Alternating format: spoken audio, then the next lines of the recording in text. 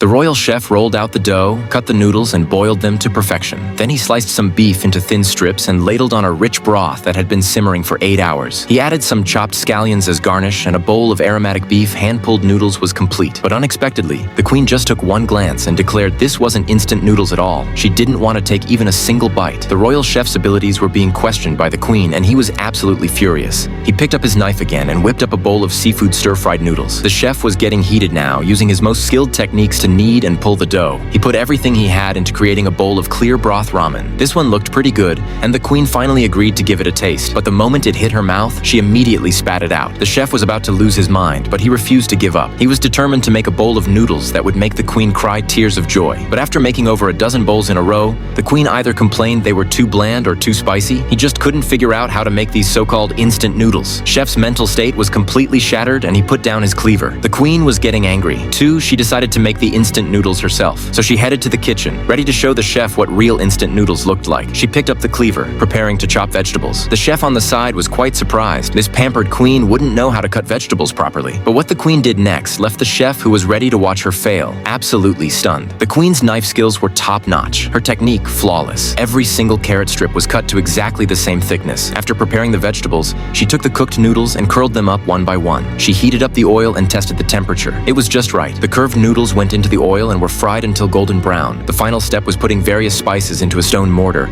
grinding them into powder and then sifting it through a strainer. The instant noodle seasoning was complete. This smooth, effortless performance stunned the entire kitchen. Chef still wasn't convinced. To verify that the queen was just showing off, he climbed onto the stove, scooped up some broth, and took a taste. It seemed pretty good. He tasted it more carefully, and his expression immediately changed dramatically. This noodle soup tasted absolutely incredible, looking at those chewy noodles and smelling that amazing aroma. Meanwhile, a bowl of braised beef instant noodles was ready. The queen couldn't wait any longer. She took a bite of noodles, sipped some broth. This was exactly the taste she was craving. The palace maid nearby, smelling that incredible aroma, kept swallowing her saliva and showering the queen with over-the-top compliments. The queen was delighted and shared some of her precious instant noodles with the maid. The maid excitedly took a big bite. She had never tasted noodles this delicious before. Her admiration for the queen came straight from the heart, but she was also puzzled. She had grown up with the queen since childhood, and the queen had never cooked before. She asked the queen how she had managed to do this. Queen smiled proudly. Instant noodles? That's nothing, she thought to herself. I'm a top-level national chef. This queen was someone who had traveled back in time from the 21st century.